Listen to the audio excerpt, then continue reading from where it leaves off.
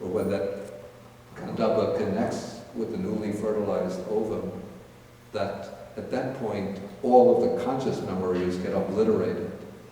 This might be like in Plato's myth of, I forgot the name of the myth, but Plato or Socrates through the voice of Socrates describes what happens to the souls after death, and they become disconnected from the body, and they go to a kind of celestial realm. Does anybody remember the name of that realm? It's almost like a paradisical realm, and they remain there sort of enjoying themselves for a certain period. Then they sense a calling to come back down to an earthly rebirth or reincarnation. And before they're able to come down, they have to drink the waters of the river of Lethe. Excuse me? Lethe, right, the river of forgetfulness. Yeah, it's Lethe, yeah. And so this is the river of the waters of forgetfulness. When they drink of these waters, they lose all of their memories of their previous life, their experience in this celestial realm, and they begin life with apparently a blank state. But all of those past life memories are imprinted on the stream of consciousness. So with suitable development, sometimes it happens spontaneously that people will have rebirth memories. But it's also said that those who develop very deep states of samadhi meditation are able to bring these past life experiences up to consciousness.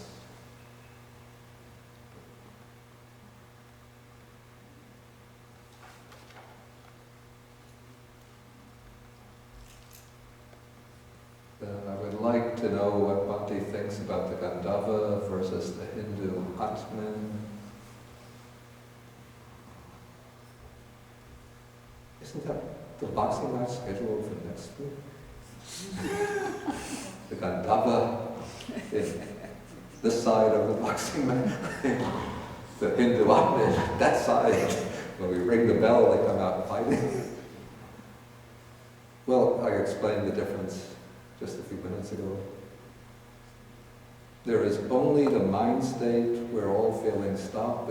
Is jhana the only way that a yogi can experience and verify the benefit of cessation of feeling, thus become a stream enterer? This question isn't really connected to the sutta, so I'll pass it up for now. Okay, so let us go back to the sutta.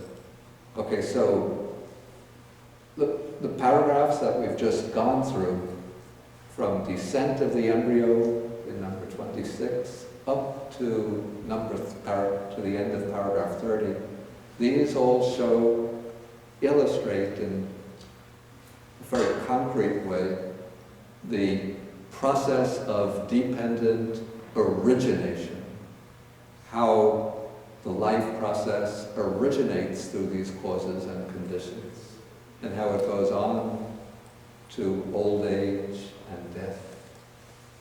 Now, in the next section of the sutta, the Buddha is going to explain, again in concrete ways, the cessation of the round of existence, how this process of birth and death is brought to an end, or in other words, how liberation takes place from the cycle of rebirths. Okay, so he says that it begins, this whole process of cessation begins with the appearance of the Buddha in the world. So here a Tathagata appears in the world. And so he's going to illustrate this through the case of a monk who develops the whole path all the ways up to the stage of arhatship. So the text actually repeats passages from an earlier sutta, so we could just review this very quickly. This is beginning on page 272, paragraph 11. So the Tathagata, that's a Buddha, appears in the world. He teaches the Dhamma, which is good in the beginning, good in the middle, good in the end. Then the householder or householder's son hears the Dhamma, gains faith in the Buddha, decides to go forth into homelessness. Then paragraph 13, having gone forth, he observes all the principles of moral training or the ethical training. This goes through the next page, 274. He's content with the simple requisites. Then paragraph 15, he exercises restraint of the sense faculties. This is an important occasion or important stage of the training. Of course, with this stage, one is not giving way to favoring and opposing through the senses, or through liking and disliking through the senses. But instead, one is guarding the sense faculties so that as one experiences pleasant and painful objects, one keeps guard over the mind to prevent the mind from giving way to craving for the pleasant and aversion or dislike towards the unpleasant. Okay, then paragraph 16 emphasizes the development of full awareness. It's actually mindfulness and full awareness or clear comprehension in all activities. So that is sort of the application of the meditative mind to one's everyday activities. Then paragraph 17, possessing this noble virtue, this noble restraint of the sense faculties, this noble mindfulness and full awareness, one resorts to a secluded dwelling place. Then paragraph 18 describes how the meditator very concisely, it describes how the meditator overcomes the 5 hindrances, the barriers to the development of the mind. Then we can go back to our sutta, page 359. Having thus abandoned these 5 hindrances, the imperfections or corruptions of the mind that weaken wisdom, quite secluded from sensual pleasures, secluded from unwholesome states, he enters and abides in the first jhana, then moving from one state to another, he enters and abides in the second jhana, enters and abides in the third jhana, enters and abides in the fourth jhana. Now, normally in the sequence that we find in the Majjhima Nikaya, the text would go on from the 4 jhanas to take what are called the 3 higher knowledges, the knowledge, the recollection of past lives, the knowledge of the passing away and rebirth of beings, and then the knowledge of the destruction of the asavas, the taints or outflows of the mind. But here, interestingly, the text introduces a variation to show it sort of connects the meditative mind developed by the practitioner with the sequence, the series of dependent origination. Okay, so on seeing a form with the eye, he does not lust after it or crave for it if it's a pleasing form, and he does not dislike it or resist it if it's a displeasing form. He abides with mindfulness of the body established. So he has mindfulness established throughout all of his activities. He has an immeasurable mind because of development of the jhanas. He can, very powerful, strong mind. And he understands, as it actually is, the deliverance of mind, actually prefer liberation of mind and liberation by wisdom, where those bad, unwholesome mental qualities cease without remainder. And so this implies already that this monk or meditator has developed enough insight to know how to bring about the liberation through wisdom. Okay, so now this actually seems to be describing somebody who is, I want to see this note.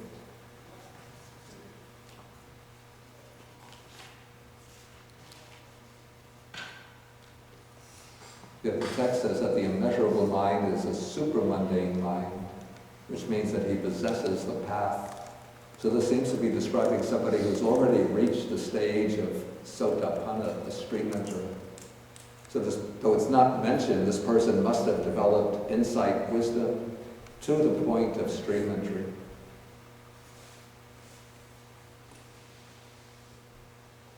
Okay, so now he's using this wisdom so that whatever feeling he feels, whether pleasant, painful, or neutral, he does not delight in that feeling, welcome it, or remain holding to it. Okay, as he does not do so, then delight in feelings ceases in him. And with the cessation of this delight comes the cessation of clinging. With the cessation of clinging, cessation of becoming or renewed existence.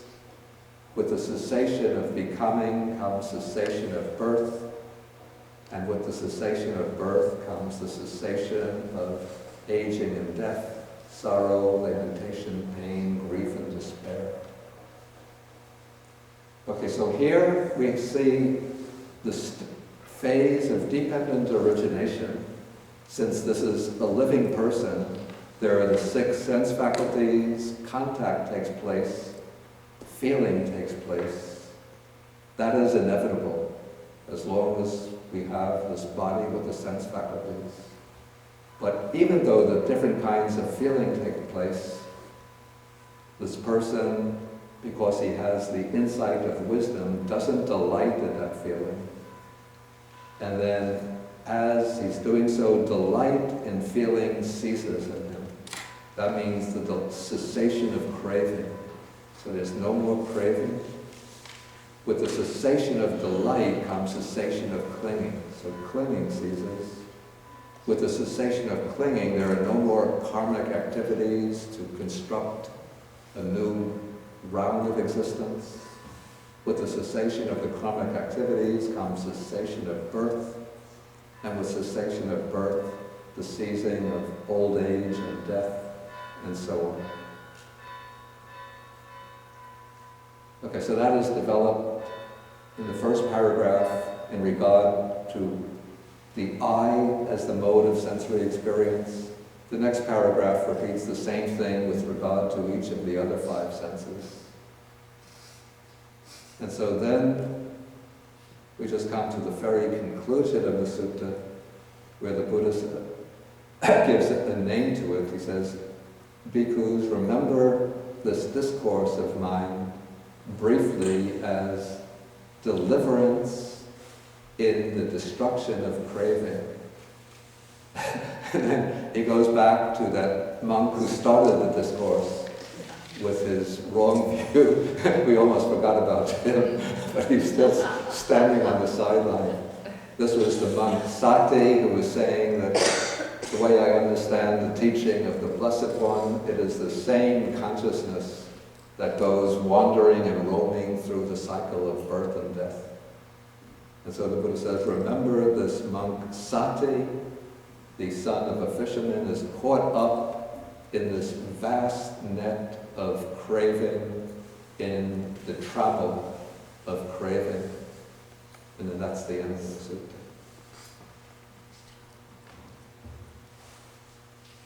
Okay, any questions or comments? Yeah? You say that the Gandhava will stay for a period of time or month or even years, Yeah. right? But in Chinese tradition, it says it only stays for 49 days and it has to go to reborn, Yeah. be reborn. Yeah. Is there a difference between these two traditions? Yeah, actually the idea that the Gandhava can stay for a certain period of time, this is my own hypothesis. According to like the Theravada Abhidhamma commentarial tradition, rebirth takes place instantaneously. But I find that not really acceptable because it seems to me that for rebirth to take place, there has to be the suitable karmic conditions. And it seems very unlikely that as soon as somebody passes away, all of the karmic conditions are ready with another couple who just at that time they have to be having sexual relations for that person to take rebirth. And so it seems to me very unlikely that this is going to happen. So this, and then from what I've read in some of these cases of the people who recollect their previous death and what took place after death, they go about in this state. They don't attach it, because they're not really aware of the passage of time. So they don't attach a time period to the length of time that they've been wandering in this state. But I suppose, my assumption is it could even be several months. I think maybe the Chinese use the 49 days, because it's 7 times 7 weeks. And so it's just considered an auspicious number. Otherwise, one really doesn't have an exact idea how long it's going to take place in the intermediate stage. And so one doesn't know, do we go on doing it, 6 months, 1 year? In fact, in the Sri Lankan tradition, when the ceremony is done after the death, it's done 90 days. 3 months is supposed to be the 3-month alms offering in memory of the dead. Okay, can we take first? No, I was asking Valerie. Valerie. I have a question about the karma of the Gandhava Yeah. and its relation to the new parents or that person. I guess it'd be hard to know, but in the case of a mother having multiple miscarriages or not being able to conceive in this present lifetime, does that have more to do with the mother's karma or the new being's karma? I would assume it's the mother's karma. That's just my assumption.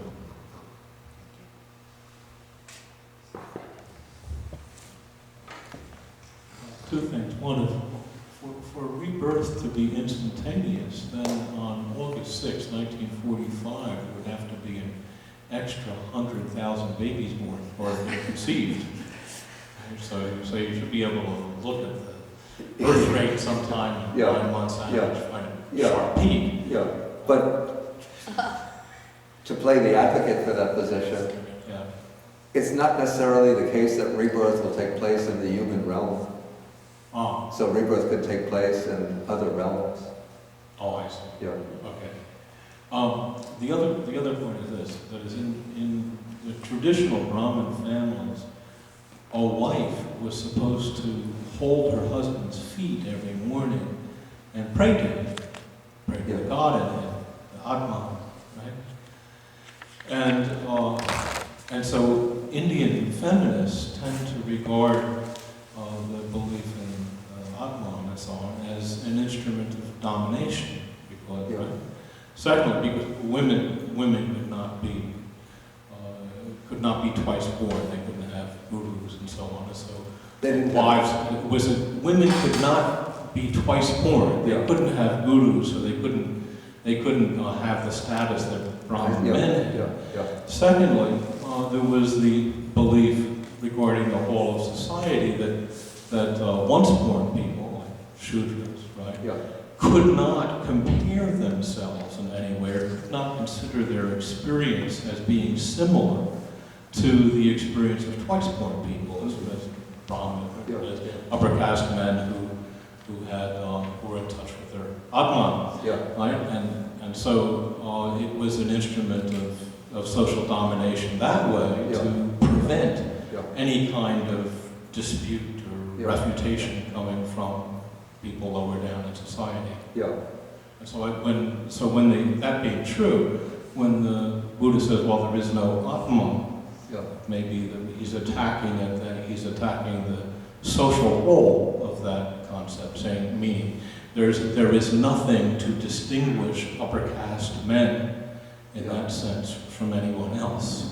yeah. Except that I don't know whether all of these regulations regarding the relations between the Brahmins and the Sudras and between Brahmins, Sudras, and Atman were in place in the Buddha's time. It's quite possible that these were formulated in the laws of Manu and the Yeah. similar law treatises, which would have arisen.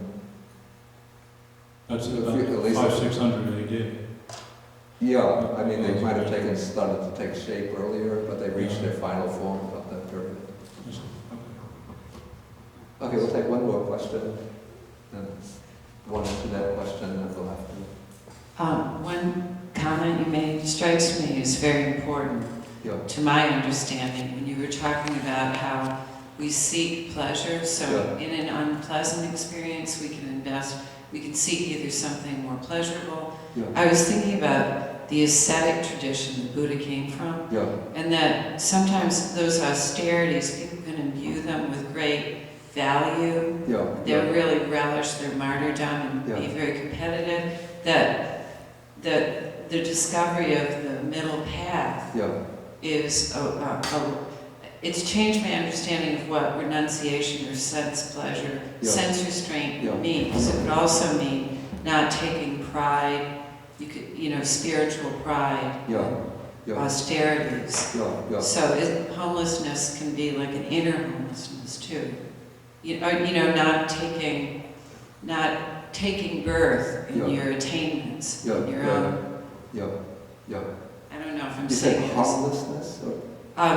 I'm saying that when you said that we're always seeking pleasure, Yeah, we're always seeking new ways to Yeah, kind of yeah. cling to our experience, yeah, even our spiritual yeah, yeah, experience. yeah, So that even a great monk Yeah. could take birth in his own experience, his own attainments, yeah, yeah, in a way. Yeah, with that, if we take pleasure in them or delight in them or yeah, cling yeah, to yeah, yeah. And also maybe that's another way in which somebody can delight in painful feelings. Right, you're a martyr, but you could be a great... Well, yeah, the martyrdom is a somewhat different concept, but in Buddhist India, or in India in the Buddhist time, I don't think that there was a concept of martyrdom, of dying to promote the faith, but it was more that the ascetics would subject themselves to intense pain, painful self-mortification, often competitively to see who could endure the harsher, more austere pains. And then they would sort of, in a way, delight in it. I'm not... We used to have a joke when the masochist says to the sadist, "Hit me," the sadist says no. Okay, why are the hindrances not typically mentioned as the condition for ignorance in conditioned origination? Actually, I think that there is a sutta where the 5 hindrances are mentioned as a condition for ignorance. This is in the Anguttara Nikaya, in the Book of Tens. It could be the chapter of Tens, Sutta number 61 or 62. So look there. But I think generally the Buddha begins dependent origination with ignorance rather than the 5 hindrances, because ignorance is the most fundamental condition, whereas the 5 hindrances are generally rooted in ignorance rather than the reverse. Though there is a certain degree of reciprocity between them. Okay, we'll have to stop now for the morning, and then we'll have this little discussion after lunch. So we end with the sharing of the notes.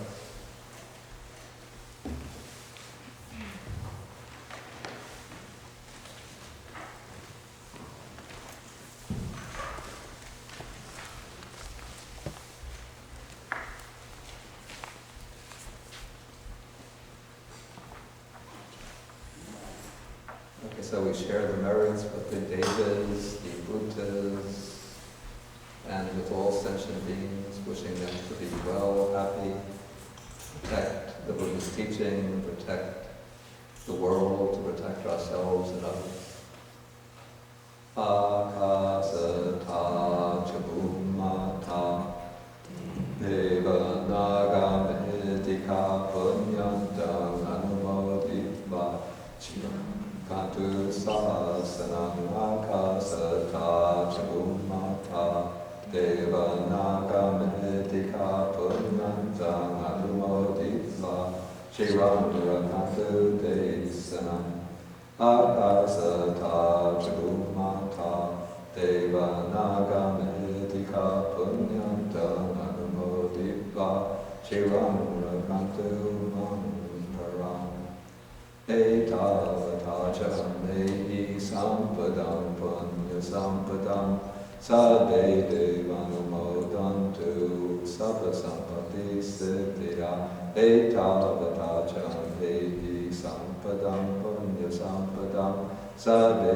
Buddhanumodantu Sabba Sampati Siddhya Etavatacha Mehi Sampadam Punya Sampadam Sabbe Sadhanumodantu Sabba Sampati Siddhya Bhavagupadaya Vichihitato Vedantare Satakaya Pamana Rupya Rupicha Sanya Samino Dukha Pamochantu Pusantu Vibhuti.